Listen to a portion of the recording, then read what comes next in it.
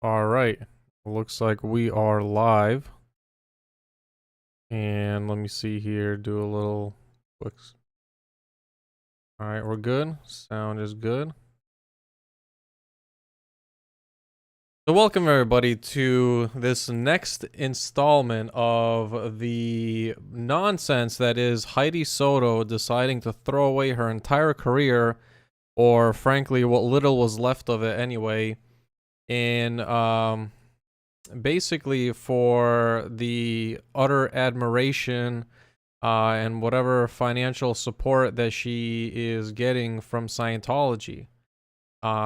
This is one of a many part series where I explain to you exactly how in the last year that the current Los Angeles city attorney, Hydee Feldstein Soto, has utterly wrecked her own reputation, her own image, and frankly even upset some of her core base to really put just a terrible, terrible taste in the mouth of the public, both from her very staunch supporters as well as those that absolutely hate her guts, actually caused them to hate her even more.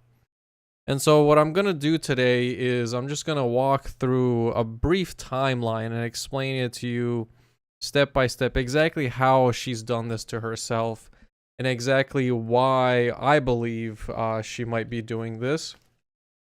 And all of this, by the way, comes at such a very fascinating point in time because, wouldn't you know it, the upcoming year is actually election season.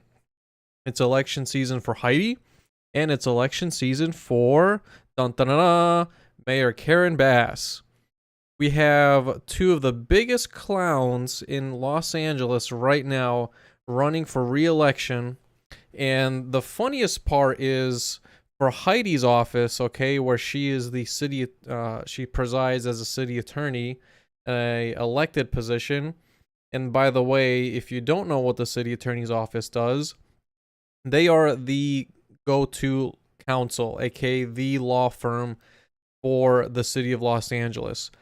So whenever the city gets sued, or if the city is trying to enforce statutes like, for example, environmental laws, the city attorney's office, meaning all the deputies in that office, are the lawyers for the city of Los Angeles. They're the ones that defend the city. They're the ones that defend city officials like the council members or the mayor from any sort of litigation, except, interestingly enough, when criminal proceedings come up against particular officials within the city. At that point, it's up to those officials to figure it out. But for all other matters, the city attorney's office handles that litigation.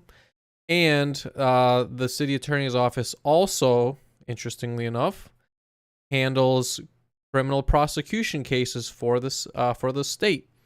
In particular, the city attorney's office specifically prosecutes just misdemeanor cases. It's a agreement between the district attorney's office and the city attorney's office, whereby Hydee and her deputies, and just generally speaking, the entire city attorney's office prosecutes misdemeanor cases.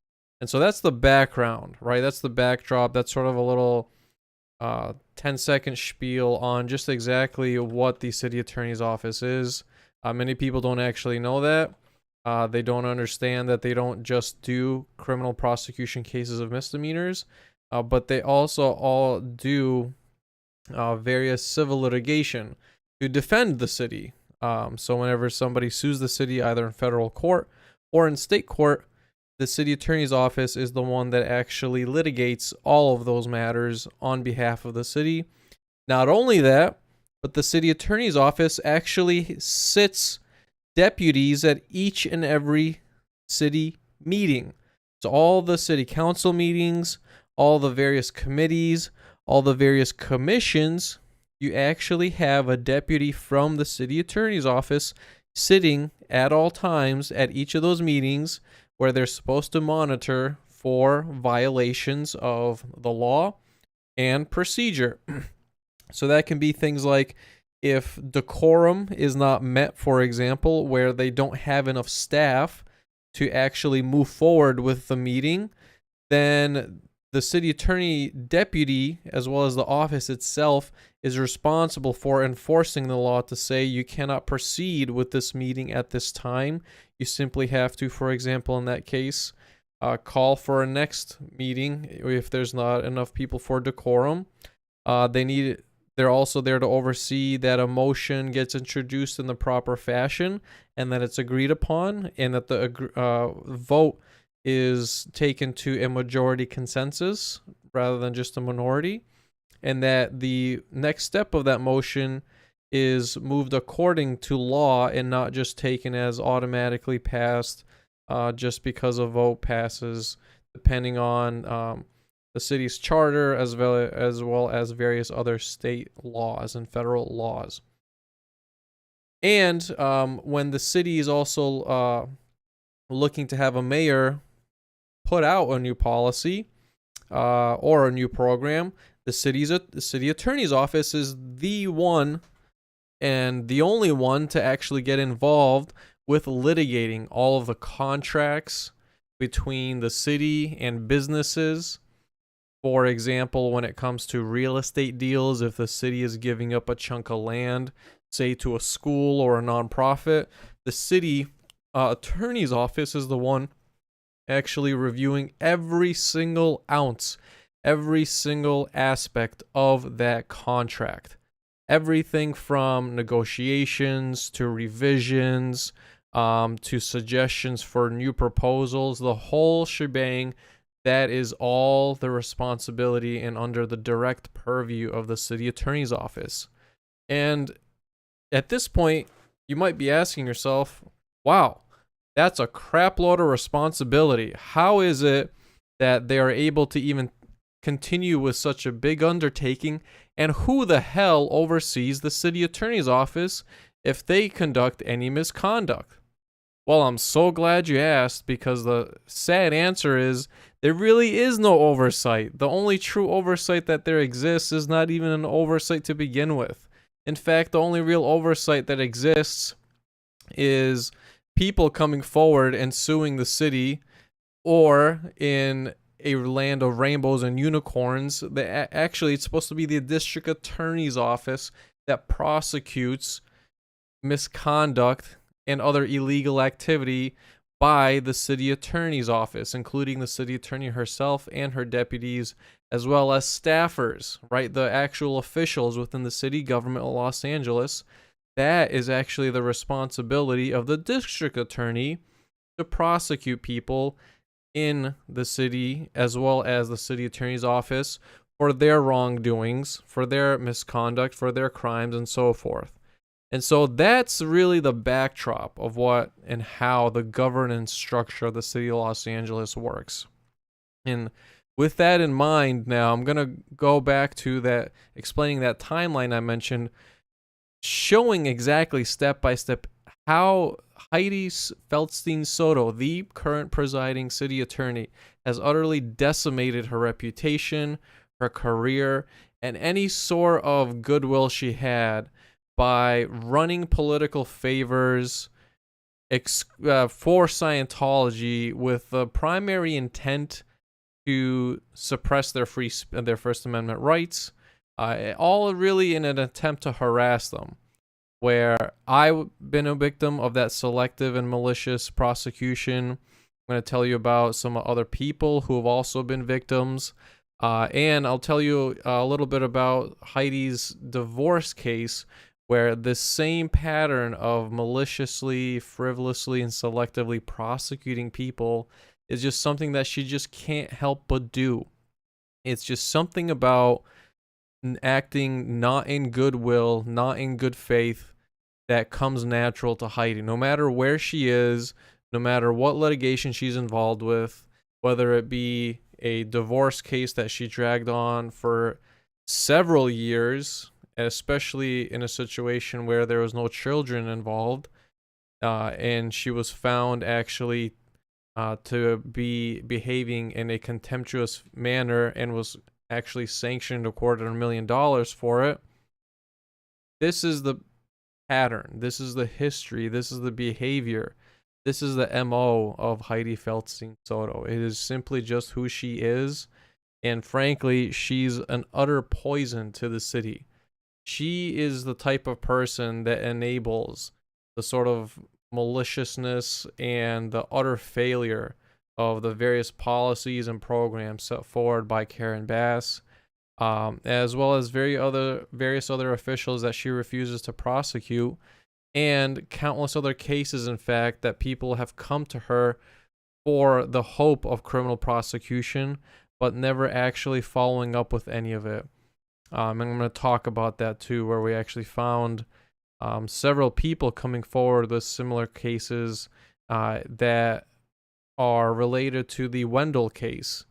And if you guys don't know what the Wendell case is, I'll give you a brief overview of that too. But I've got a list here just to make it easy on the eyes, follow through, help anybody that wants to review on their own afterwards.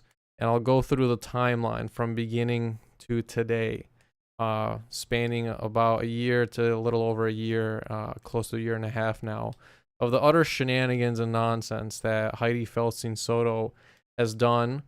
And now, unfortunately, with the moron in charge of the district attorney's office, Nathan Hockman, it just seems like this tyrannical trio, as I call him, is heading further and further down the path of stupidity, incompetence, and frankly just bankrupting the city with high levels of liability payouts, all because they just can't help but break the law.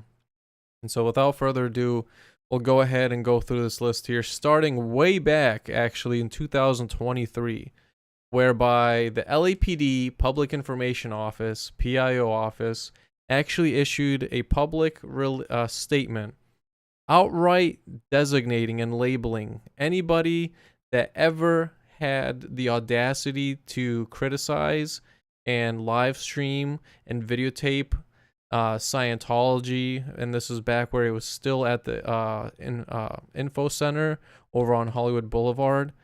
They issued a statement declaring the protesters, like William Gu, Jessica Palmadessa, Confident Chris without a Hellcat, as quite literally, in their own words, as part of a criminal gang, and they did so at Scientology's behest.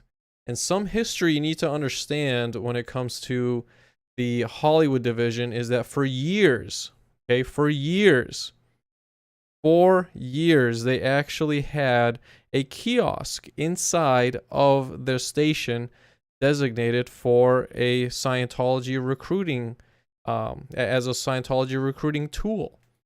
No other religious institution ever had their own personal private kiosk inside of a police station, particularly the Hollywood one, where they could quite literally recruit as for their institution. But yet the high levels of favoritism unfortunately don't end there. That's just the start of it. But that is what happened around December 2023, where the PIO office released a statement declaring them as violent criminals. So that's the track, the pattern that LAPD, and the start really of that incestuous relationship between the LAPD and eventually what you'll see as the city attorney's office going after people that dare to not only protest, but particularly in this case, have the audacity to stand on a public sidewalk and exercise their First Amendment right to film. And so that marked a total war.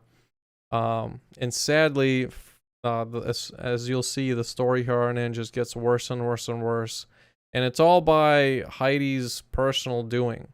I mean, the fact that she continues down this track of doing political favors, all politically motivated, and knowing that the things brought before her desk are all meritless, but yet doing it anyway, it's just a pattern that you'll eventually see. So that's December 2023. Fast forward to June 2nd, 2024. you have an incident over by Fountain Avenue over at the Blue Building where Michael, the significant other of Serge, is actually what I believe is unlawfully arrested, where the LAPD sergeant that was present on the scene falsely claimed that Michael assaulted the sergeant when Michael never did. Michael happened to be nearby the sergeant and extended a hand out as a gesture to try to get his attention. And immediately, Michael was arrested, ganged up by the various LAPD officers, all of which, by the way, were never actually wearing any body worn cameras. Interestingly enough, all of them, including the sergeant, not a single one had any body worn camera at that scene on that day. There was no wrongdoing on Michael's part. It was a completely peaceful event where people were busking, people were cooking food, people were just hanging out, and they this particular LAPD sergeant went and unfortunately also caused injury to Michael's shoulder, and I believe dislocate his shoulder when he just had surgery. I just believe, if I remember correctly. So that happened on June the 2nd, where he gets unlawfully arrested. They take him out, and the charge that they're trying to go after him at that point was going to be an assault on a peace officer. He's held for 3 days and threatened with charges. Fortunately for Michael and Serge, the community is able to raise money for them. They get an attorney, and unfortunately still, after going through that process, as they say, the process is the torture, they walk away, luckily with Michael being released and no charges brought before him, but not to say that he walked away clean. He walked away with bodily injury. He walked away with having to go through that incredibly traumatic experience, and ultimately having to cough up dough for an attorney. And so, the city attorney's office, by the way, is the one that was going to prosecute that particular case. And the problem with it is that Hydee has this pattern of prosecuting cases regardless of how weak the evidence is. She'll do it just for the sake of doing it, and she has no shame in her game. Now, I want to address something that often comes up when it comes to prosecution of cases. People bring up this whole idea of discretion, and while the city attorney's office as well as the DA's office do have discretion on the cases they prosecute, they also have a legal obligation to make sure that the cases brought before them actually have legitimate standing, actually have legitimate probable cause, and that the sufficiency of the evidence is beyond a reasonable doubt, rather than just taking political cases, particularly with Michael, with the intent to harass and suppress their First Amendment rights, for not to not allow them to be there at, whether it be the Blue Building, whether it be the Info Center, Celebrity Center, and so forth. That time between December to June, December 2023 to June 2024, there's a whole series of other events that took place where other protesters were also getting unjustly arrested and being threatened with charges, and many of which also being given charges. One of those was actually Jay, who did get issued a misdemeanor charges, and ultimately being pressured into an absolutely stupid deal because Hydee, again, loves running political favors for this criminal racket known as Scientology. And if you don't know her background, you can actually get a great glimpse of Hydee's background to really get into the mindset of what causes somebody like Hydee Feldstein Soto to act this way. And we're so lucky to have not only her divorce case, but a another case brought forward for um, for getting unjustly fired by a woman named Michelle McGinnis, who served as a city attorney deputy for about 30 years. And in her tenure, he was actually Michelle McGinnis was actually promoted to the head of the criminal branch, where she was overseeing prosecutions of criminal cases. That was both to individuals as well as to corporations. What we learned, thanks to her divorce case with Peter Gregora, as well as Michelle McGinnis, who ultimately became a whistleblower and sadly was fired as a result of it, we learned that during her very short-lived tenure as director, Michelle McGinnis had exposed a whole series of internal memos as well as a pattern of Hydee where she was deliberately going after people that were essentially criticizing her political backers and then not going after ones that her political backers told her to not go after, particularly real estate companies, as well as other financial companies that have direct ties with the serious billions of dollars of levels of fraud regarding the homelessness programs that the city of Los Angeles is notorious for, whether it be the Inside Safe program, whether it be the Alliance program, or the Roadmap agreement, and so on and so forth, where the city of LA for years, whether it be things like the Skid Row Trust Fund and various other fraud committed by the city of LA in conjunction with various other government agencies at the state level being LAHSA, and then at the county level as well, outright committing fraud, using public funds to line the pockets of personal interests. And you see very quickly, thanks to these trailblazers, that we wouldn't have much of this information on the public record, but because of their tenacity, because of their resiliency, and because of their willingness to fight for what's right, to fight for justice, we do have this information. We have it both from the Alliance, which is a coalition of small boutique law firms standing up for the people, suing the city in federal court over their negligence of not meeting the promises they said for helping alleviate homelessness and poverty.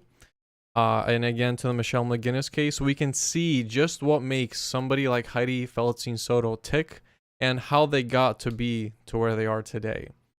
And part of the reason for how Hydee got to be where she is today is we can see from the Michelle McGinnis case that she actually worked, according to that case, to a very well-known, and sadly not for a good reason, but a very well-known financial accounting company called Arthur Andersen. The most important takeaway for the Arthur Andersen accounting firm is that it's literally the same law firm, same accounting firm used by the Enron Corporation. The Enron Corporation, if you don't know what that is the corporation that was known for committing and was actually convicted of the first time a corporation is convicted of committing financial crimes. Okay? Crimes. And they're held to account for it, and individuals within that corporation are also held to account for it. And in internal memos, thanks again to the Michelle McGinnis case, we can actually see that Hydee Feldstein Soto outright says to her deputies and to Michelle, quote, "We do not prosecute corporate defendants," meaning that we will not go after anybody that is a political backer of mine, which the name of the game in LA is any real estate developer, right? Land and real estate is the name of the game in Los Angeles. We will not go after corporate defenders. Hydee has a policy, as a tactic, as a strategy, that she will not criminally prosecute other officials, She will not criminally prosecute other companies. She will not do it. And that is ultimately one of the biggest blessings that we've been able to gather from the Michelle McGinnis case. And most interesting about that case is actually the fact that Michelle McGinnis won the fight to actually have Hydee Feldstein Soto deposed. Now, it's a private deposition. Whether that deposition will actually be released publicly, it still remains to be seen.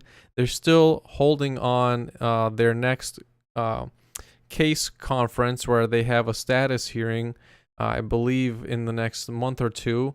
Unfortunately, it's some of this stuff just takes time, but she did win a deposition against Hydee, which is frankly unheard of. Besides some of the trial transcripts that we have as part of Hydee's divorce proceedings, this is the next best thing, and the best part is that it's related directly to her position in office as the city attorney. So that is yet again another backdrop, another piece of information, some more context to understand just who Hydee Feldstein Soto is and her long-standing history of doing anything that her political backers want at any cost, especially and no cost is too high, including her own reputation and setting her entire career on flames for helping prosecute people like Jay, myself, and countless others with meritless cases. So moving back to the timeline here really quick.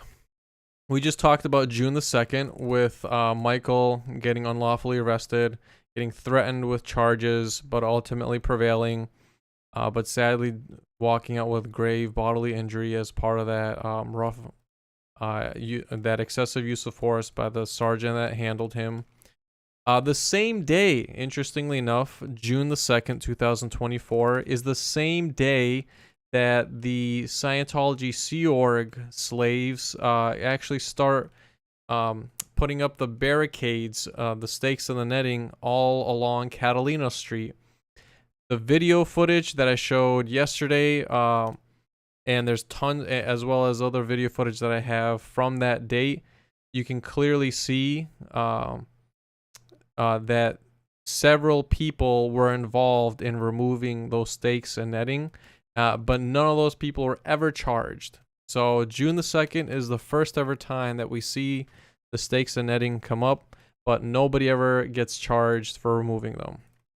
Even more interesting that day, June the 2nd, 2024, there was the email I showed you yesterday, obtained through a CPRA thanks to Audit LA, of Lieutenant Gary Walters verifying that Scientology high-level officials were in fact contacted and informed by the LAPD that what they were doing with the netting was in fact illegal, and that they need a permit for it, and that Scientology never had such a permit, and that the LAPD called Scientology's bluff, whereby Scientology was saying that on June the 2nd, Scientology members, aka their Sea Org slaves, were assaulted, and the LAPD said no, they weren't, and that they watched the whole thing and can definitively see that no such thing happened.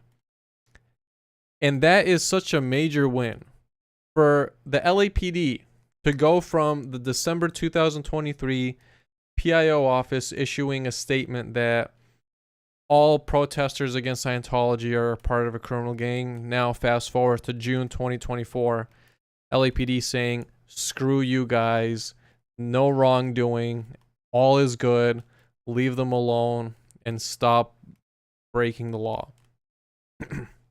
So that's all on June the 2nd. You had an arrest, you had the illegal nets put up, and you had LAPD telling them what they were doing was illegal.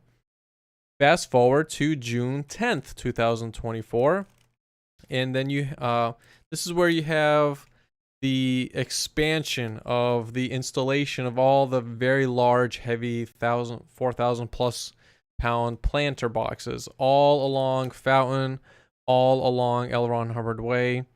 where they damaged the sidewalk.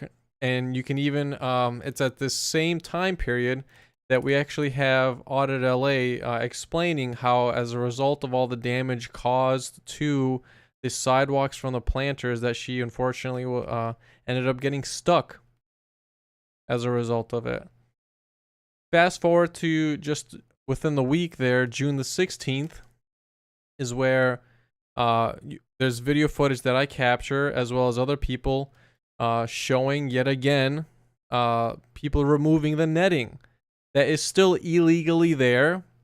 And this is where we have the first two ever LAPD officers actually show up and try to harass people and intimidate them. And thanks to the discovery through my case, we learned that they were not contacted by any formal channels, and no record of any official calls were placed, but in fact they had received private calls where they had dispatched certain officers in particular. And in this case, it was Galindo and Garcia via private call, where those officers were challenged and confronted on their false statements, where the officers were falsely stating that permits had existed, which they did not, and that they were going to show the permits, which they never did. And that same night is when those same two officers, Galindo and Garcia, came back a second time, threatening to arrest them, and unlawfully, might I add, by saying that if anybody from the Scientology side requests a PPA, that they automatically have to execute it as part of an arrest, which they don't. That's not how a private person arrest works. That's what a PPA stands for. And they don't. And so that was all videotaped, challenged, and those officers eventually left the scene. And they clearly stated after that, no wrongdoing, no crime, no detainment, all is good. Fast forward later in time on that same day, but in the afternoon, we have video of more netting removal by myself and other people on scene. And this time we get two other LAPD officers arriving on scene. And this is about 2 o'clock, 1 or 2 o'clock. And this is where we have Officer Barajas and Castro. Yet again, two other LAPD officers who got privately contacted to be on scene. There was no official record. Prosecutors admitted as such. And they were there for to serve the particular private interests of Scientology, again with the intent to harass and threaten. And the most interesting part is when these two officers, Castro and Barajas, showed up, they actually tried getting me to sign a completely bogus trespass letter, which I never did. And at first they came out with this attitude demanding, issuing directives that I had to sign it. And when I challenged them immediately on it, their tone immediately changed to say, well, actually, you don't have to sign it. And in fact, we're asking you to, but you don't have to. And it was clear as day on the letter that they were trying to execute on behalf of Scientology, which they can't even issue. They had solicited a trespass, which you cannot do for Scientology. They had solicited a trespass.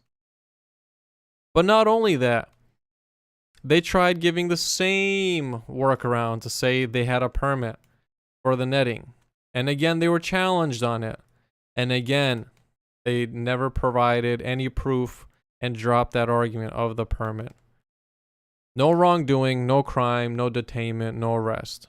Done deal. They left, tail tucked between their legs. All is good. Later that same evening on June the 16th, this is when approximately 5 p.m.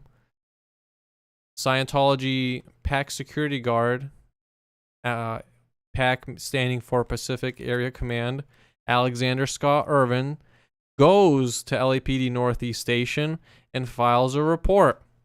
And the specifics of the report is for vandalism. The most interesting part, as I mentioned yesterday, is within the hour of the report, a sergeant gets assigned the case, and immediately, mere moments of that, less than an hour of that after that, a specific LAPD detective from Northeast Division gets assigned to it. And this is where we find for the first time who the mole is on the inside at Northeast, right? Because at this point, Hollywood Division has sort of separated themselves away from actually trying cases and trying to get arrests, but Northeast has not relented just yet. This is the first time that we see the mole on the detective side over at Northeast, and his name is Ishmael Peinado. He immediately takes on this case, June the 16th. Fast forward just a week later, June 25th, okay, we have Northeast LAPD detective Ishmael Peinado creates his very first investigation report, which I showed yesterday, where he outright makes, knowingly, willingly, and deliberately, various false statements on the report. He makes up this completely bogus incident on his report, stating that I somehow had allegedly committed bodily injury directly to a Scientologist, and that I had directly threatened physical violence to a Scientologist, which I had never done on that day or ever at all, nor do I ever intend to. Interestingly enough, on this very first report, Peinado also directly admits that there is no such evidence at all of any sort of vandalism, of any sort of ownership of this material, and of it ever being even damaged. So what they're doing again on the June 25th report is showing in paper that the detective is lying and colluding with Scientology to perpetuate these lies, because he even admits that on this particular report, he didn't even follow up. Okay, he didn't even follow up with Alexander Scott Irvin. So he writes these things on his investigation report, never actually following up on any investigation whatsoever, not doing a single lick of investigation. And on this first investigation report, he never even mentions the interactions of the 4 LAPD officers at 3 different moments in time that occurred on June the 16th. Not once mentioned in this first report. Fast forward, July the 5th, 2024. This is where Detective Ishmael Peinado creates a second investigation report, and this will be his final investigation report, where yet again he deliberately lies and says right on it again that I had allegedly committed physical violence and bodily injury to somebody and threatened violence directly to Scientologists. Never once happened at all. Never once happened during that time, during any other time, never would happen. As well as he continues to admit that there still exists no evidence of any sort. So again, this pattern of lying continues, and he leaves out, exculpatory information, which is the interaction of those 4 officers at those 3 different points in time. Not once in either the June 25 report or the July 5th report, and I just noticed I had a typo there. In neither of these reports does Ishmael ever bring up the fact that those officers showed up on scene and said no wrongdoing, no arrest, no detainment, and admitted that there's no permit. Fast forward from July. Well, actually, one other thing I want to bring up there.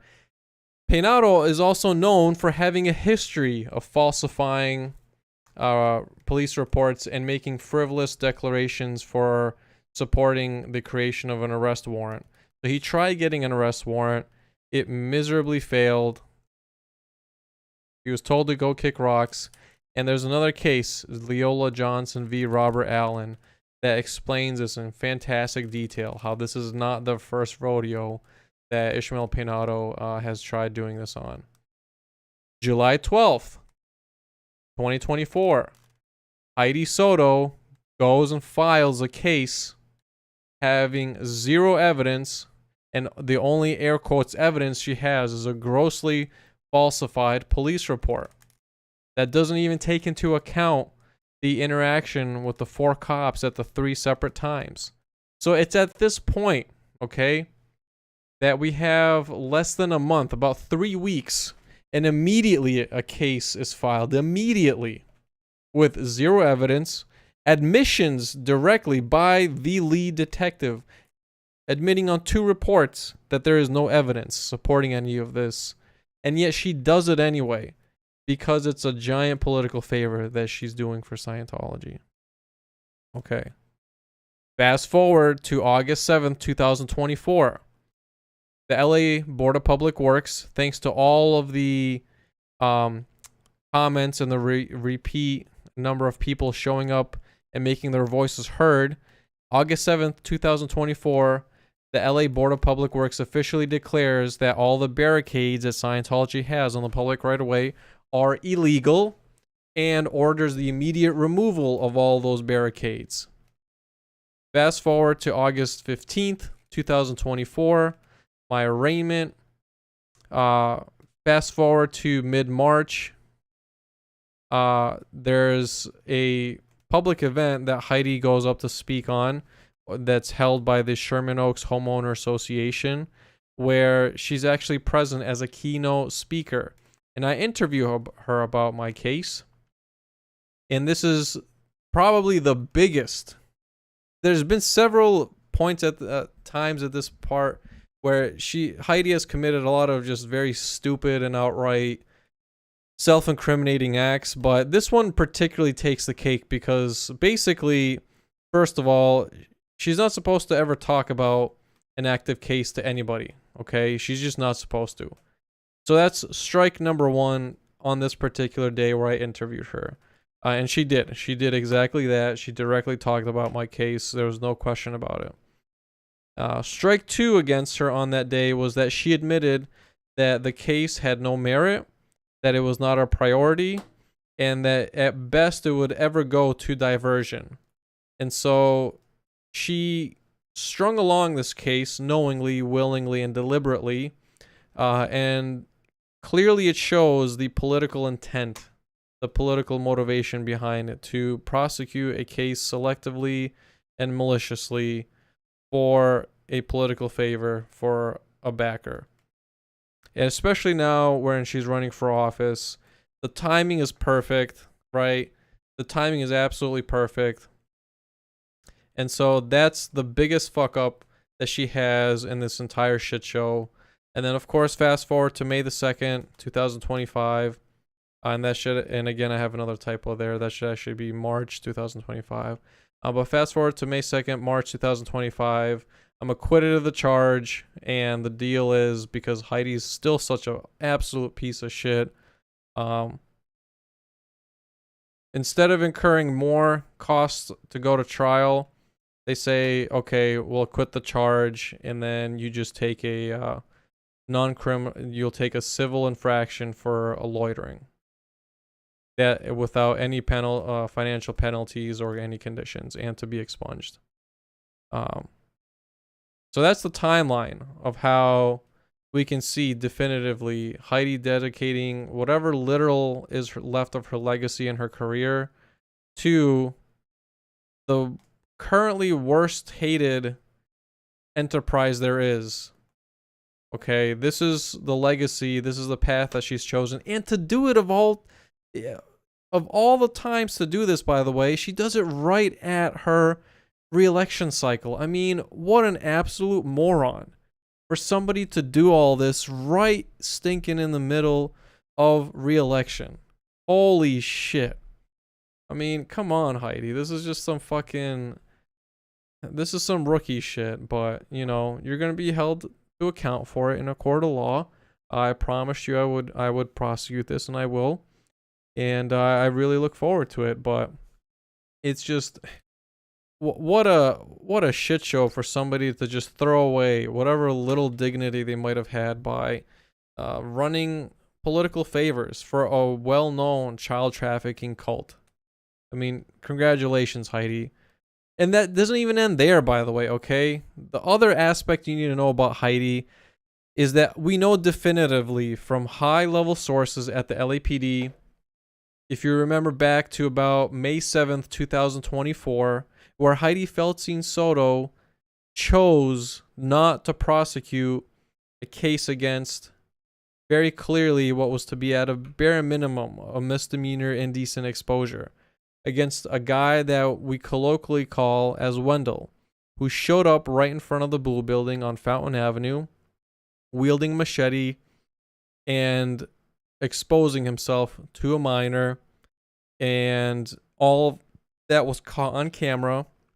There were several people there that were just enjoying themselves, busking on the sidewalk, enjoying music, hanging out with each other, and then this clearly paid Scientology agent shows up and starts threatening them with a machete, and then commits indecent exposure to a minor. Again, all caught on camera. Officers get called on the scene. They're from Northeast. They all refuse to execute a private person's arrest, and we have a verified high-level LAPD source that Hydee deliberately let that case go to have the statute of limitations expire. And then second of all, that the justification that they used to try to somehow, some way, for what they thought would make sense, and it frankly doesn't, but fucking of course Hydee would come up with some crazy shit like this. The justification was, well, because he was next to a tree when he was doing all this crazy fucking shit, it doesn't count. So let that sink in, right? Hydee will justify protecting child predators as long as they're agents of Scientology, unless, of course, the will of the people is so strong that they nonstop spam her office to take action. And it turns out that incident with Wendell, by the way, was not at all unique. Not at all unique, because in fact, in October, late October, around Halloween, October 2024, at a CPAB meeting over at Northeast Division, myself and Audit LA were there, and we heard public testimony from various other people who had been victims of similar other people committing indecent exposure at playgrounds, at schools, at public parks, to women and children, broad daylight. People reported at LAPD. LAPD then kicked the case up back to the city attorney's office, as they should, for consideration of prosecution. And what does Hydee do? In all of those incidents, and we heard from 3 people, if I remember correctly, at the CPAB event, which was the Community Police Accountability Board, we had from 3 different people, and these were people actually part of the board, interestingly enough. We heard from 3 different people that they came forward with such cases, and that Hydee would not prosecute any of them. She does not like going after child predators. Wouldn't you know it? It's a thing where she lets go of these cases to expire under the statute of limitations as for misdemeanors. She won't do her job. This is the legacy, this is the history that Hydee Feldstein Soto leaves behind. This is what she's decided to commit, whatever the rest of her career is, if you can even call it that. I just call it an absolute dumpster fire. Absolute shambles is what I call it. This is what she's choosing to do with herself. This is what Hydee is doing with the office of the city attorney, making an absolute mockery of the people of Los Angeles and not actually prosecuting any of the real criminals. Okay? That's the legacy of Hydee Feldstein Soto, and it's an absolute goddamn shame. And so with that, I'll leave you guys to it. I'll be back again. I'm planning to do these pretty much on a daily basis at this point, just exposing the absolute shit show that is the legacy of Hydee Feldstein Soto as the city attorney in the city of Los Angeles. So appreciate y'all. I'll see you in the next one. Peace out. Have a good night.